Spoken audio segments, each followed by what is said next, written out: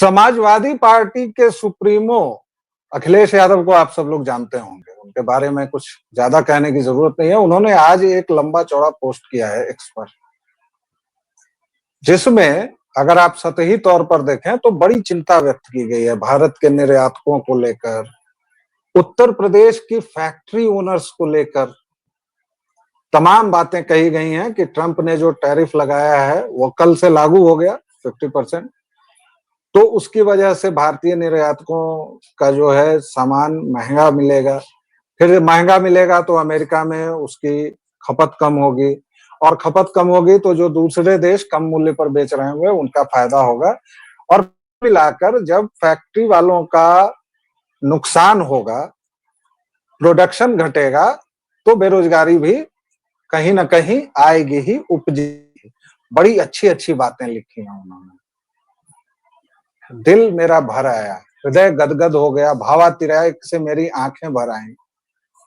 भाई आखिर ऑस्ट्रेलिया में पढ़ने लिखने गए थे। अब ये अलग बात है कि मरहूम अमर सिंह ने क्या क्या कहा था कि ऑस्ट्रेलिया में वो क्या करने गए थे, और अगर मेरे दर्शक श्रोता मुझे माफ करें तो उस शब्द को यूपी और बिहार में, पूर्वांचल में छिनरैती कहते हैं, ये तक कह दिया था उन्होंने। लेकिन उन्होंने आज जो शंका व्यक्त की, जो बातें कही, उसमें दम तो है, क्योंकि वो किसी और ने लिखा है। अखिलेश यादव इतनी दूर तक नहीं जा सकते हैं, तो उनकी टीम में जिसने भी लिखा है कुछ पॉइंट्स उठाए हैं। हालांकि अखिलेश यादव का इशारा इस ओर था कि वो इनको भड़काएंगे और योगी सरकार के लिए एक और मोर्चा खोलेंगे। लेकिन सवाल यह है कि ट्रंप के इस टैरिफ आंदोलन से, टैरिफ युद्ध से, और उनकी जो सनक है, इससे भारत पर क्या प्रभाव पड़ने वाला है, शेयर बाजार किस तरह रिस्पॉन्ड कर रहा है, निर्यात पर क्या बात होगी, टैरिफ वॉर कहां तक जाएगा, क्योंकि भारत ने यह घोषणा कर दी है कि वो ब्रिक्स में रुपयों से लेन देन करेगा। मतलब भारत भी झुक नहीं रहा है। हमारे साथ हैं देवियों और सज्जनों रुपेश पाठक जी। आप लोग जानते हैं, इतिहास के विद्यार्थी होने के साथ साथ ये शेयर बाजार और बाजार के बड़े विशेषज्ञ हैं, बड़ी चुटीली जानकारी रखते हैं और चुटीली बात भी कहते हैं। रुपेश, आपका बहुत बहुत स्वागत है। आपका बहुत बहुत आभार व्यालोक जी, और व्यालोक वाणी के सभी दर्शकों को मेरा नमन, मेरा प्रणाम। देखिए, दो तीन बातें आपने बहुत आपको थोड़ा जोर से बोलना पड़ेगा क्योंकि आपकी आवाज थोड़ी कम आ रही है जी। ओके, देखिए, ये जो पूरी बात है, उस बातचीत में आपने एक बात सही कहा कि कुछ भी हो, फर्क तो पड़ेगा। ट्रंप का जो टैरिफ है 20% के आसपास लगभग हम यूएस के साथ हमारा निर्यात है।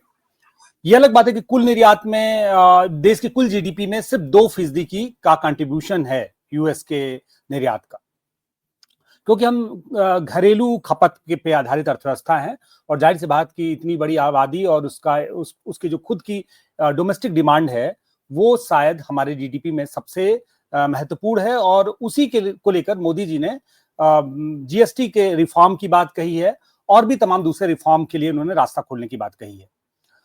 इसी के साथ ही पूरी दुनिया में जो यूएस के जो निर्यात का जो हिस्सा है, उसको लेकर जो चिंताएं हैं, उनको देखते हुए पूरी दुनिया में फ्री ट्रेड को लेकर भी भारत तमाम दूसरे देशों के साथ समझौता कर रहा है। लेकिन इस पे जो 10-12 सेक्टर हैं जिसपे बहुत प्रभाव पड़ेगा, खासकर जो झींगा और मछली को लेकर जो प्रोडक्शन होता है तमिलनाडु और दूसरे जगहों पे, इसी तरह से गारमेंट इंडस्ट्री है, चमड़ा का काम है, डायमंड इंडस्ट्री है, ये सब बहुत बड़ी मात्रा में प्रभावित होने वाले क्षेत्र हैं।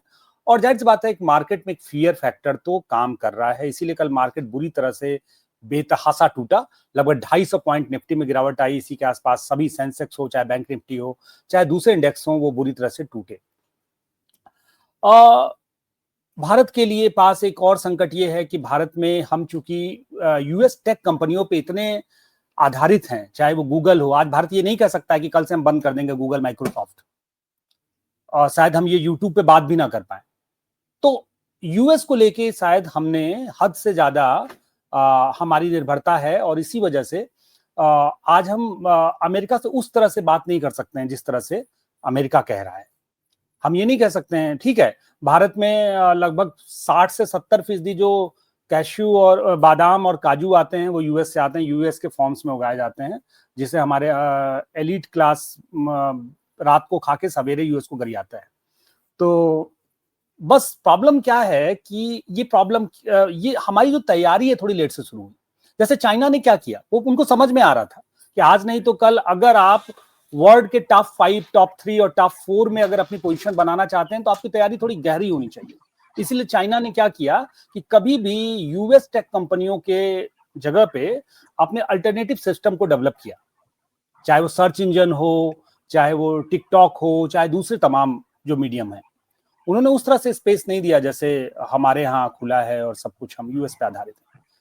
तो इन सारी चीजों को देखते हुए देखिए आज के डेट में तो सच्चाई ये है कि अब चैट जीपीटी के लगभग भारत में लाखों सब्सक्राइबर हैं, जिसमें वो 2000 रुपया, 1700-1800 रुपया के आसपास ले रहे हैं। इसके अलावा ढेर सारे इस तरह के टेक कंपनियां हैं जो भारत इस पे टैक्स लगा ही नहीं सकता। और अभी कुछ देर पहले ट्रंप ने कहा कि वो कंपनियां जो जिनका हेडक्वार्टर इंडिया में नहीं है, जो बाहर से ऑपरेट करते हैं और भारत में सर्विस प्रोवाइड करते हैं, उनके ऊपर अगर टैरिफ लगाया जाएगा तो ट्रंप उसके लिए फिर उस पर उसका रिपरकशन बहुत खतरनाक होगा। अब भारत के पास ये भी ऑप्शन नहीं है। भारत तो ओवरऑल कुल मिला के अभी जो प्रधानमंत्री जो कर रहे हैं वो बहुत निर्णायक हो सकता है, लेकिन उसका प्रभाव थोड़ा देर में शायद मुझे लगता है देखने को मिलेगा। लेकिन जैसे आपदा में अवसर की बात होती है, मुझे लगता है कि ये एक ऐसा अवसर होगा जिससे भारत थोड़ा दीर्घकालिक तरीके से भविष्य में होने वाले जो तमाम इस तरह के संकट हैं उससे निपटने के लिए एक दीर्घकालिक रणनीति बना पाएगा। और जहां तक फार्मा और आईटी का है, अभी तो फिलहाल आईटी तो सर्विस सेक्टर है तो उसको छूट मिली हुई है। फार्मा को लेके भी थोड़ा सा उदारवाद अभी दिख रहा है ट्रंप का, लेकिन भविष्य नहीं तो ट्रंप ने तो कह दिया है कि अब वो फार्मा पर भी लगाम लगाएंगे। 200% टैरिफ की बात कर रहे हैं। अब संकट क्या है कि भारतीय शेयर बाजार में इस पर क्या होगा। भारतीय शेयर बाजार में अभी तक क्या था, पिछले महीनों से तमाम विदेशी निवेशक मार्केट से निकल रहे थे, एग्जिट कर रहे थे, अपने पोर्टफोलियो को बेच रहे थे। डोमेस्टिक जो प्लेयर्स थे वो खरीद रहे थे। एक समझ में ये थोड़ा सा फियर लग रहा था कि आखिर वो क्या दिख रहा है विदेशी निवेशकों को, जो भारतीय जो बड़े म्यूचुअल फंड्स हैं या भारतीय निवेशक हैं या डोमेस्टिक इंस्टीट्यूशनल इन्वेस्टर हैं, उनको नहीं दिख रहा है। आखिर क्यों बेच रहे हैं वो लगातार, जबकि लगातार जो मूड और माहौल था, जो एक तरह से जो इंडियन क्यूज थे वो पॉजिटिव थे। तो कई बार सरप्राइज लोग हो रहे थे कि ऐसे लगातार फॉरेन इन्वेस्टर्स का बेच के निकल जाना समझ में नहीं आ रहा था। मुझे लग रहा है कि शायद फॉरेन इन्वेस्टर को ये दिख रहा था, हम अभी तक मान के चल रहे थे 2-3 दिन पहले तक कि ये जो 25% का अतिरिक्त टैरिफ है वो शायद बीच में रोक दिया जाएगा या कोई समझौता हो जाएगा या कुछ ना कुछ इसका रास्ता निकल जाएगा। इसीलिए, लेकिन अब सवाल ये है कि क्या भारत के डोमेस्टिक इन्वेस्टर शेयर मार्केट को संभाल पाएंगे? क्या वो इस गिरावट को रोक पाएंगे? क्या भारत अभी भी वैल्यूएशन के मामले में सस्ता है? और इस बात दूसरी घटनाएं भी घट रही है, जैसे नोमुरा हो, चाहे S&P हो, चाहे दूसरे तमाम एजेंसी हैं, कुछ तो भारत को लेकर सकारात्मक हैं और कुछ चिंताएं भी जता रहे हैं। वो कह रहे हैं कि भारत पे लगभग 1% का फर्क पड़ सकता है भारत के ग्रोथ रेट पे। तो अब सवाल ये है कि क्या इसको किस तरह से देखा जाए। देखिए, चिंताएं तो हैं, इसमें कोई संदेह नहीं। बहुत से कंपनी, बहुत से प्रोड्यूसर्स ने लोन पे प्रोडक्शन शुरू किया था, तमिलनाडु से लेके। जी देखिए, बीच में मेरा रोकने का यह नहीं था, इसको कैसे देखा जाए, देखने का एक ही एंगल है, अमेरिकी साम्राज्यवाद और गोरों की जो ये व्हाइट मैन्स बर्डन वाली बीमारी है ना, उसकी तरह देखा जाए। ट्रंप सन की तानाशाहों, सन की प्रशासकों में एक और नाम है जो पूरे भारत को, पूरे अफ्रीका को, पूरे तथाकथित तीसरी दुनिया के देशों को अपना गुलाम, अपनी प्रजा समझता है। वरना इस तरह का हमकाना बयान नहीं देता कि अगर ब्रिक्स देशों ने डॉलर का इस्तेमाल नहीं किया तो 200% टैरिफ लगाऊंगा। ये खैर मैं आगे इस पर बात करूंगा। जी, आप अपनी बात कंप्लीट करें। देखिए, भारत सस्ते तेल तो खरीद रहा है, उसने बंद नहीं किया है। अब सवाल यह है कि यहाँ यूएस से होने वाले व्यापार में घाटा क्या कंपनसेट कर पाएगा रूस से जो तेल हम आयात कर रहे हैं। और रूस से, तो इन सारे प्रक्रिया में भारत ने एक, और भारत ने भी मुझे लगता है कि एक बार तन के खड़ा होना स्वीकार किया। उसको लगा कि रोज रोज झुकने से और रोज रोज समझौते करने से हो सकता है चीजें गड़बड़ हो जाए। असल में आज की डेट में किसी के पास इस बात का जवाब नहीं है कि ट्रंप इस तरह से ट्रीट क्यों कर रहे हैं, ब्राजील और के बाद भारत पे सबसे ज्यादा टैरिफ लगा के। और अच्छा, यहां तक तो ठीक था, लेकिन अपने पे सितम और गैरों पे करम चल रहा है। पाकिस्तान को लगातार वो जिस तरह से पाकिस्तान के साथ डील कर रहे हैं, पाकिस्तान के, हालांकि उसके पीछे भी कथा समझ में आ रही है कि सिंध और बलूचिस्तान में उनकी निगाहें जो हैं वो पाकिस्तान के इस तरह के दावे और उनके इस तरह की संभावनाओं पे है। एक तो रेयर अर्थ मिनरल्स हो सकता है, और दूसरा पेट्रोकेमिकल्स को लेके जो पाकिस्तान के बारे में कहा जा रहा है कि उनके बलूचिस्तान और सिंध में इस तरह के रेयर अर्थ मिनरल्स मिल सकते हैं। यूएस भी चूंकि चाइना पे आधारित है, अब पता नहीं क्या होगा इस पे। लेकिन ओवरऑल कुल मिला के ये जो पूरा प्रकरण है उसमें मार्केट तो देखिए रिएक्ट करना शुरू कर चुका है। और लास्ट डे, मतलब आज तो छुट्टी है, जबकि आज के दिन में जो 9:30 बजे आज जो हमारा समय है, तब से वो टैरिफ लागू हो चुका है। कल मार्केट ने रिएक्ट जो किया है, क्योंकि इसका नोटिफिकेशन परसों ही आ चुका था, या कल परसों देर रात को, तो कल शेयर मार्केट ने रिएक्ट किया है। और मार्केट ने जो रिएक्ट किया है उसमें कल सबसे अपने लो लेवल पे जाके मार्केट बंद हुआ है। जो रिकवरी बिल्कुल नहीं, जहां से मार्केट गिरना शुरू किया उसके एकदम लो इंडेक्स पे जाके बंद हुआ। तो मतलब रिकवरी, सामने उम्मीद था लोगों को कि रिकवरी आएगी। अब गणपति बप्पा का ही सहारा है, क्योंकि गणेश चतुर्थी है आज, और एक सामान्य एक पैटर्न पाया गया है कि गणेश उत्सव के समय, मतलब विसर्जन तक, मार्केट अमूमन भारत का मार्केट ऊपर रहता है, और हमारे यहाँ गणपति बप्पा की इतना कृपा तो बनी रहती है। तो हम लोग भी ये उम्मीद कर रहे थे कि कल जो मार्केट गिरा है, शायद बप्पा ने आने के पहले सारा विघ्न हर लिया, और कल जो है वो गिर चुका है, और कल से फिर मार्केट में हो सकता है कुछ रिकवरी आए, ऐसी उम्मीद कर रहे हैं भारतीय निवेशक। लेकिन देखा जा सकता है कि कल क्या होगा। जी दर्शकों, श्रोताओं, दोस्तों, अभी रुपेश जी ने जितनी बातें बताई उसमें से 2-3 पॉइंट मैं आपके लिए छांट के बहुत सामान्य भाषा में बता देता हूं, क्योंकि इकोनॉमिक्स तो मुझे भी नहीं आती है और मैं इसका दावा भी नहीं करता। इसे देखा कैसे जाए उसका जवाब मैं दे चुका हूं कि ट्रंप के अधिनायकवाद की तरह देखा जाए। ट्रंप को जो हिंदुत्व के हो ब्रिगेड वाले हैं, जो उसको नायक बना रहे थे, मंदिर बना रहे थे, वो आज को उस कैलिफोर्निया के रिपब्लिकन उम्मीदवार की भी मूर्त लगा देंगे और मंदिर बनवा देंगे जिसने मुसलमानों की धार्मिक किताब कुरान को जलाया है। अब ये सब हो सकता है, मतलब हिंदुत्व ब्रिगेड भी हो करने कहीं पीछे नहीं रहता है। और ध्यान दीजिएगा कि मैं हिंदुत्व नहीं कह रहा हूं, मैं सनातनी नहीं कह रहा हूं, मैं हिंदू नहीं कह रहा हूं। ये हिंदुत्व ब्रिगेड जो भारतीय धर्म को, हिंदू धर्म को, सनातन धर्म को, अब्राहमिक पॉलिटिकल थॉट्स जैसे ईसाइयत हो या मोहम्मदवाद हो, इस्लाम जिसको कहा जाता है, वो उसकी तरह एक यूनिफॉर्मिटी जो लाना चाहते हैं वो है हिंदुत्व ब्रिगेड वाले। इस पर एक अलग चर्चा बनती है और करूंगा मैं। लेकिन ट्रंप का टैरिफ लगा, भारत ने रिस्पॉन्ड नहीं किया, भारत अभी भी झुका हुआ नहीं है। भारत के पास एक आपदा में अवसर है। भारत ने पहले कोशिशें की नहीं है ऐसा नहीं है, लेकिन नहीं चल, पता नहीं उसमें वो सलाहियत नहीं थी या क्या नहीं था, क्योंकि ट्विटर की कूद आया था, मुझे याद है। वो अब के साल में है मुझे नहीं पता, शायद वो उतना लोड बर्थ नहीं कर पाया, उतनी बढ़िया टेक्नोलॉजी नहीं थी, उतनी सुपर फाइन चीज नहीं थी। जहां तक सर्च इंजन की बात है, सरकार शायद बना भी चुकी है नेविगेशन के लिए, तो नाविक बाकायदा बनाया हुआ है, लेकिन नाविक हम लोगों में कितने इस्तेमाल करते हैं और गूगल मैप कितने इस्तेमाल करते हैं, वो हमें खुद से पूछना चाहिए। चीन की बात की रुपेश जी ने, तो उस पर केवल हंसना होगा, क्योंकि चीन एक ऐसा मुल्क है जहां 1947 में हम भी आजाद हुए, तथाकथित गुलामी से वो भी हुआ, और एक तथाकथित सांस्कृतिक क्रांति हुई जिसमें 5-6 करोड़ लोग मार दिए गए। ये उसकी सांस्कृतिक क्रांति है, ये उसका चरित्र है चीन का। और अभी भी एक व्यक्ति का शासन है, शी जिनपिंग का, और पार्टी के 100-150 लोग उसके आसपास मिलकर चलाते हैं 140 करोड़ लोगों पर। भारत के आसपास ही तो उसकी जनसंख्या है ना। और 20 वर्षों तक चीन ने लौह दीवार खड़ी की हुई थी, वह अपना काम करता रहा।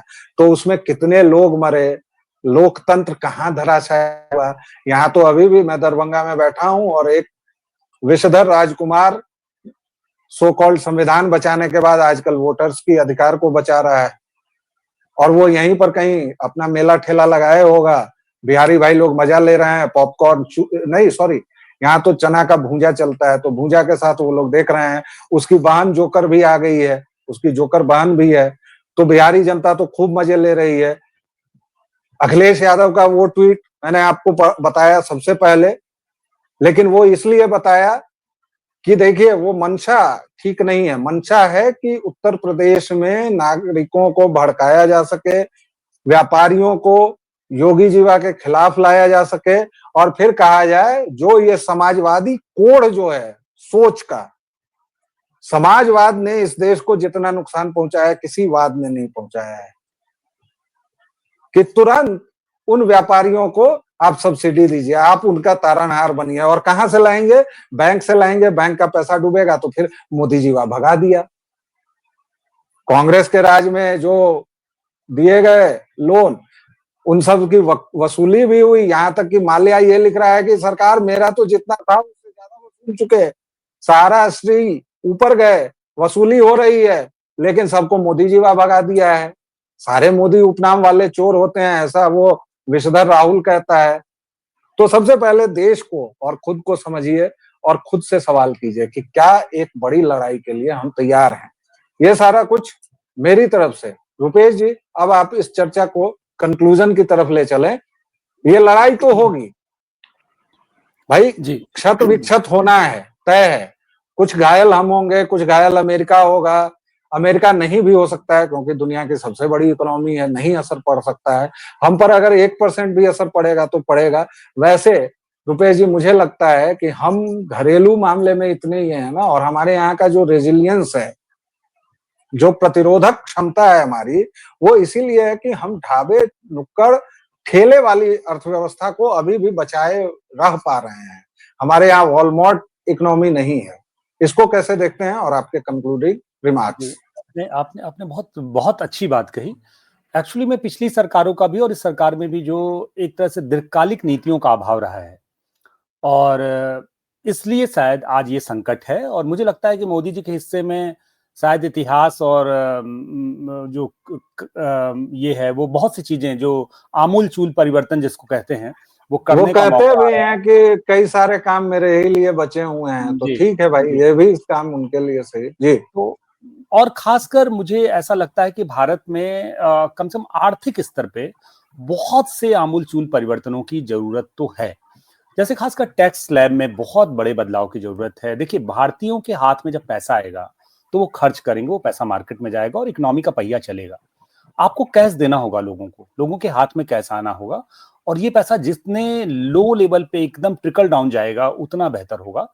तो ओवरऑल कुल मिला के मोदी के जो सुधार हैं उससे ये उम्मीद की जा सकती है कि लोगों के हाथ में कैश आएगा, थोड़ा पैसा ज्यादा आएगा, और उससे मार्केट को गति मिलेगी, बाजार को गति मिलेगी। लेकिन अब सवाल ये है कि ये सुधार इतने दिनों तक क्यों नहीं किए गए, और ये हिम्मत क्यों नहीं पिछली सरकारें जुटा पाई।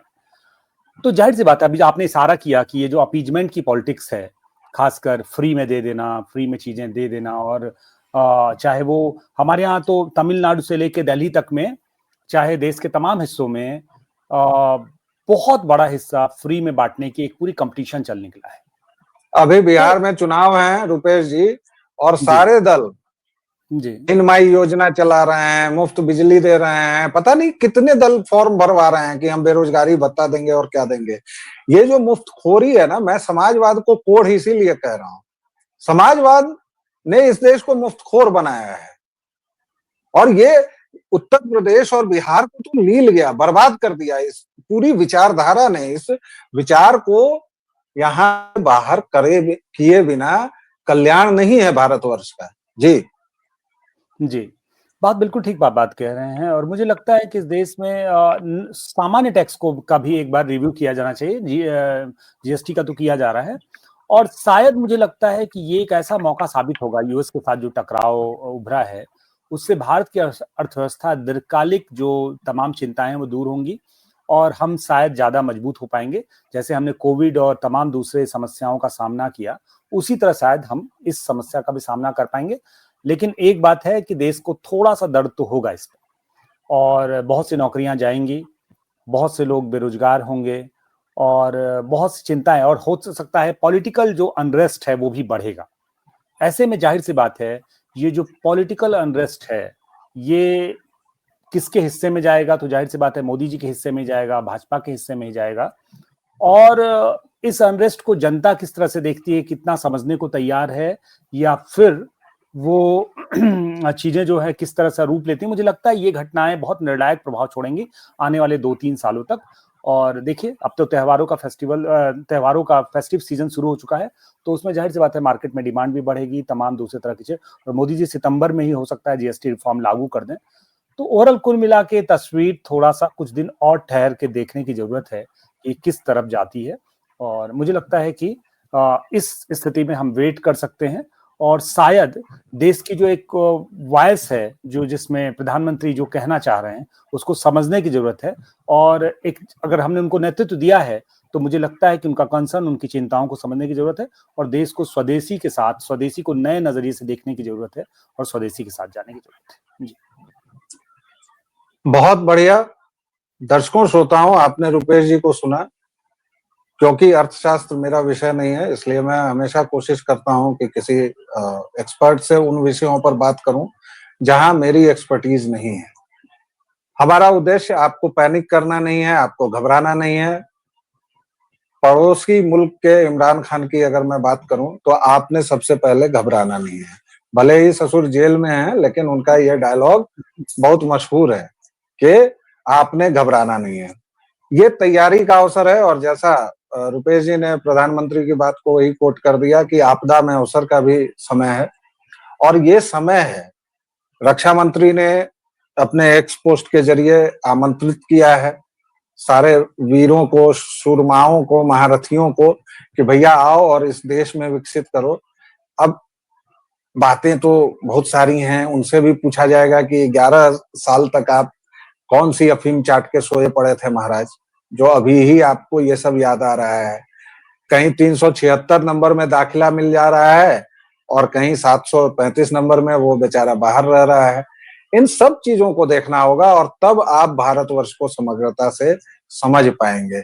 वरना आप विषधर के परनाना लहरू की तरह डिस्कवरी ऑफ इंडिया ही करते रहेंगे। भारत को अगर समझना है तो इसके तमाम संदर्भों के साथ देखना होगा। हम भारतीय निर्लज्ज हैं, हम भारतीय रिश्वतखोर हैं, हम भारतीय झूठे हैं, हम भारतीय मक्कार हैं, हम भारतीय अपने देश से प्यार नहीं करते हैं। हमारे लिए सबसे बड़ा हमारा स्वार्थ है। एक छोटी सी घटना बता दूं कि बिहार में एक आरईओ यानी ग्रामीण अभियंता के घर से इतने नोट निकले रुपेश जी, 12 बजे छापा हुआ, रात में 6 बजे तक उसकी पत्नी ने नोट जलाए हैं, और वो नोटों की राख पूरे मोहल्ले के नाली सिस्टम को चोक कर गई। सुबह में जब दरवाजा खुलवाया गया तो नगर निगम की टीम आई पहले, और पहले उसने सफाई की। इसके बावजूद 56 या 60 लाख रुपए बरामद हुए, कैश, हार्ड कैश। ये हमारा भारत है, ये हमारा बिहार है। उत्तर प्रदेश पीछे नहीं है, उड़ीसा पीछे नहीं है, तमिलनाडु पीछे नहीं है, कोई राज्य पीछे नहीं है। तो सबसे पहले भारतीय होने का अधिकार तो हमें बहुत पता है। यहाँ तक कि जिन लोगों ने इस भारत माँ के आंचल को फाड़कर उसे विवस्त्र किया, वो भी कहते हैं कि हमारा हक है, हमने चुना है। काहे चुने हो भैया? 97% मुस्लिम लीग को वोट दिए थे। बेहूदगी की बातें न किया करो। और रोज तुमसे पूछा जाएगा कि मियाँ भाई हो तो अपने देशभक्त होने का सबूत दो। पूछा जाएगा, ये पूछना पड़ेगा। लेकिन मैं हारमोनियम लेके इधर उधर निकल गया। बहरहाल, भारतीय बनिए और इस देश के बारे में सोचिए, तो इस आपदा में अवसर है, वरना रोने को तो पूरी जिंदगी बची हुई है। रुपेश जी, आपका बहुत धन्यवाद। और आपको मैंने थोड़ा कम शायद बोलने दिया, लेकिन इसके लिए माफी रहेगी। जी। और दर्शकों श्रोताओं, अंत में फिर से वही प्रार्थना निहोरा रिक्वेस्ट जो भी आप समझें कि व्यालोकवाणी पर अपना स्नेह और प्रेम आप जिस तरह बरसा रहे हैं, कृपया उसको कंटिन्यू रखिए। बहुत प्रेम दे रहे हैं आप, बहुत बहुत आभार आप सबका। प्लीज लाइक, शेयर और सब्सक्राइब कीजिए। हमारी बात औरों तक भी पहुंचे, वो भी सुने, इसका प्रबंध कीजिए। एक छोटे से विराम के बाद फिर हाजिर होऊंगा। तब तक के लिए जय जय सिया राम।